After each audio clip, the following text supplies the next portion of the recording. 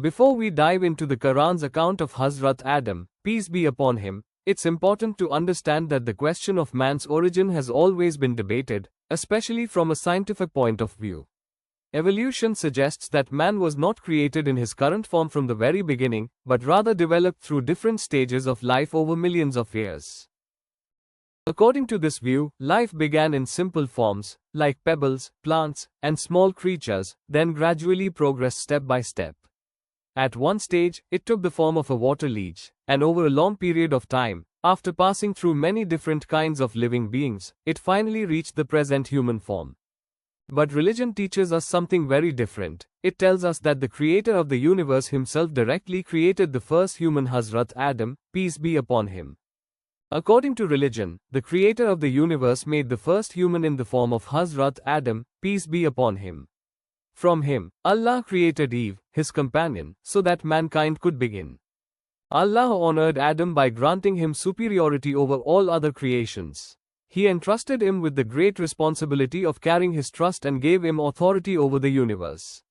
With this honor, Adam was chosen as Allah's caliph, representative, on earth, unique and distinct among all living beings. The Quran beautifully confirms this in several verses. Indeed, we have created human beings in the best possible way. Certainly, we have given the descendants of Adam superiority and supremacy over the entire universe. I am going to create a successor on earth. Thus, the creation of Adam is not just the beginning of humanity, but the beginning of mankind's divine responsibility on earth. Allah declared in the Quran, I am going to create a successor on earth. And again, we placed the burden of trust on the heavens and on the earth, but they refused to bear it and were afraid of it. Yet man bore it. Surely he is ever unjust, ignorant. This shows that mankind was given a heavy responsibility, the trust of Allah, which even the heavens and the earth did not bear. Now arises the question, is there truly a contradiction between science, evolution, and religion?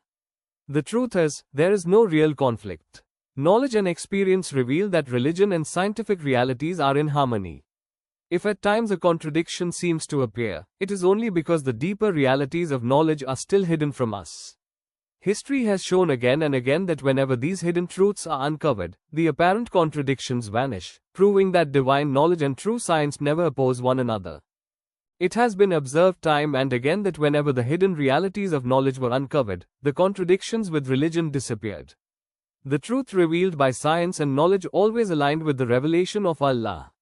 In other words, if at any time a contradiction seemed to appear between knowledge and religion, eventually knowledge had to step aside, while the decision of Allah's revelation remained firm and true.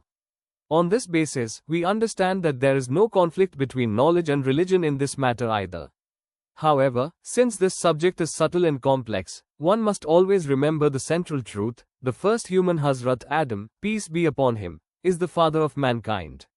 Whether viewed through the perspective of evolution or otherwise, it is undeniable that the human form reached its perfection by the will of Allah, and Adam was chosen as the beginning of humanity. Human beings are regarded as the best of creation. This is not because of how they were born or how they came into existence, but because of their intellect, understanding, and moral character. The true question is not about the details of man's creation, but about his purpose in this world. Is his existence meaningless, or does it hold a higher goal? The value of human life depends on whether his words, actions, character, and conduct are meaningful, beneficial, and wise.